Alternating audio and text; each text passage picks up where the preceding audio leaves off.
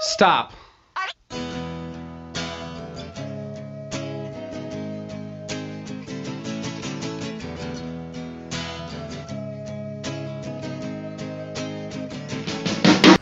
Dopamine is a compound substance found in the body that acts as a neurotransmitter. So to dumb it down, it's basically a chemical reaction that happens in your body when something good happens or you do something good. When you do something good for others, that will release the most amount of dopamine possible. That's the number one thing you can do to release the most amount of dopamine. So what I'm going to talk about is how dopamine affects your life and how it affects it positively and negatively. Positively, it affects you by making you happy. But on the other side of what's happening in today's generation is it's affecting you very negatively. Today's generation, we are getting so vast amount of dopamine when it's supposed to be a buildup. So let's say, for example, if someone gives you $5, right? Your brain's gonna release a certain amount of dopamine, right? And then you get another $5. It's gonna release slightly less, and then another $5, slightly less, and it's a downward slope. But then when someone gives you $100, you're on that downward slope, and then you spike right up, right? But then you're gonna get that spike and then down. And what's happening in today's society is you're getting that sort of chart where it's down, up, down, up, down, up, instead of a constant level of happiness. So today's society, everyone, like 60% of the nation is depressed. Do you think someone was depressed 100 years ago? Do you think someone had the time to be depressed 100 years ago? No. Today's technology has ruined today's society. The fast levels of dopamine, such as TikTok, Instagram, stuff like that, has ruined today's generation. It doesn't affect so much of the elders or the boomers, as people call them, more as Gen Z and Gen X. So what's happening is the elders have this straight level of dopamine. There's very few elders that I know that have depression. And if they do, it's because they're getting old. They know they're going to die soon. That's a good reason to have depression. But today's society, we're so depressed because we're seeing all of these things, and our dopamine levels are so shot that we can't process certain things. We can't process happiness or sadness. Our bodies have developed to not even be able to distinguish the process of nervousness and excitement. When you have those jitters or butterflies in your stomach, you can't really tell that you're nervous or if you're excited. You usually go to the process of it being very nervous. Like if you're going on a date, you're going to be nervous, right? But are you really? Are you really nervous, or are you just excited for what I'm about to say, for the dopamine? So what happens with dopamine is it's an anticipation. Back to the $5 to the $100, you're anticipating getting something, right? So when you anticipate something and it doesn't happen, your dopamine levels are going to drop. But if you anticipate something and it happens, your dopamines are going to skyrocket up. That's when you get the most dopamine, right? So if you're going to give someone a gift, for example, that is the number one process of getting the most amount of dopamine. So if you want to get the most amount of dopamine, do something good for someone, give them a gift, and then seeing their reaction, you're getting dopamine early from buying it, and then you're going to get a really good reaction. Like let's say I'm buying my friend a pre-workout that he really likes. I'm buying it and I'm already getting those dopamine levels because of the anticipation of his face when he opens it or whatever he says, right? So when we're scrolling on TikTok, Instagram, YouTube Shorts, right, we're anticipating for the next skyrocket of dopamine, and we're anticipating so much that our dopamine receptors are just absolutely shot.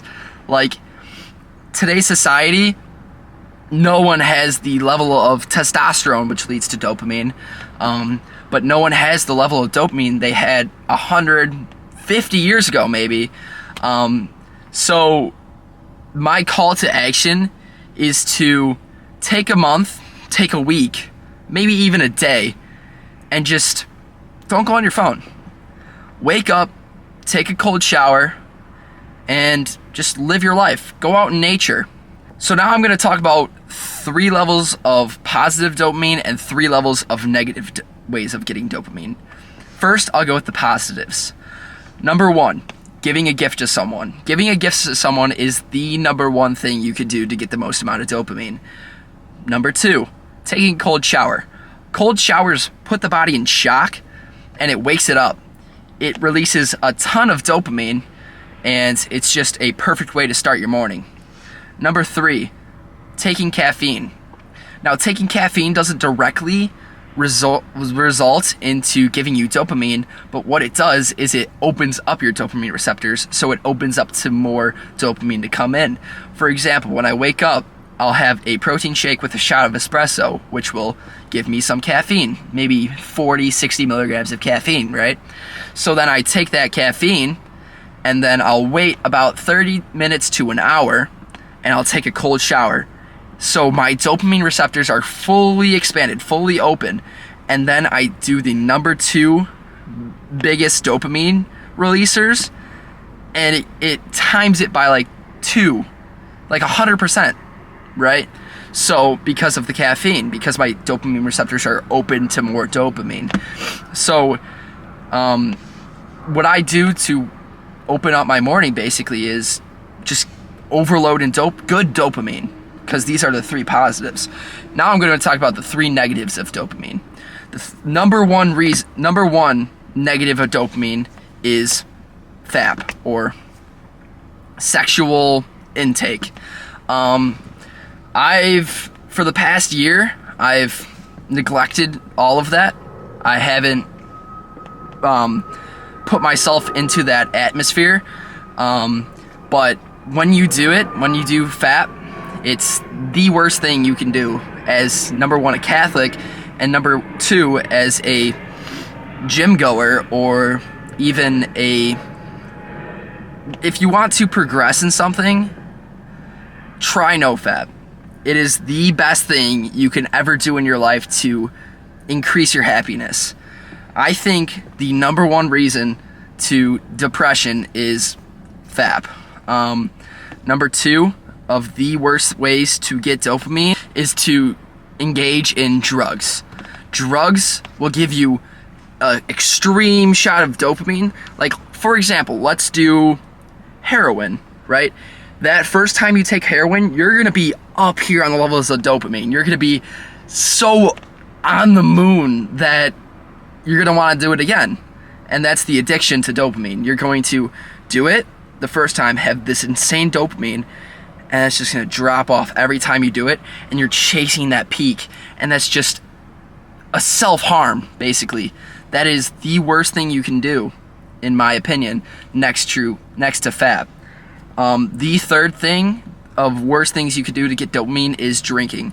Drinking will cause many cancers, many illnesses, especially if you're underage. If the male brain fully develops at 25 years old.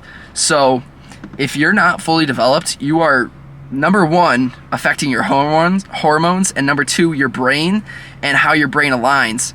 So you're not going to be thinking properly every time you drink. You're literally killing brain cells. But those are the 3 best ways to get dopamine and the 3 worst. I will probably talk about dopamine more in another episode or video, but I've been sitting in the car for 40 minutes now, just taking shots of talking and doing a little bit of research in between shots. But I've taken 2 scoops of pre-workout already, so I'm pretty amped up, if you couldn't tell already, because of how fast I'm talking maybe. And my car's really hot because I don't have AC, as you guys know.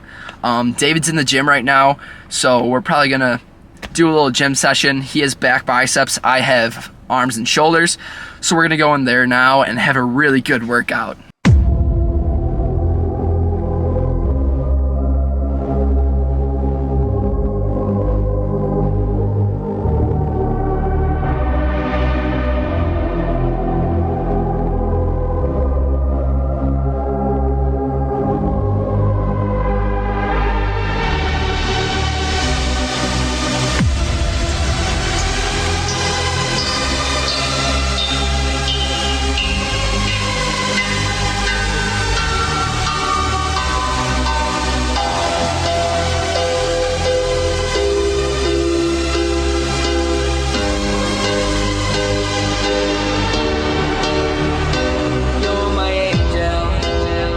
the only sunshine in my life. Feels like heaven when you take me in your arms.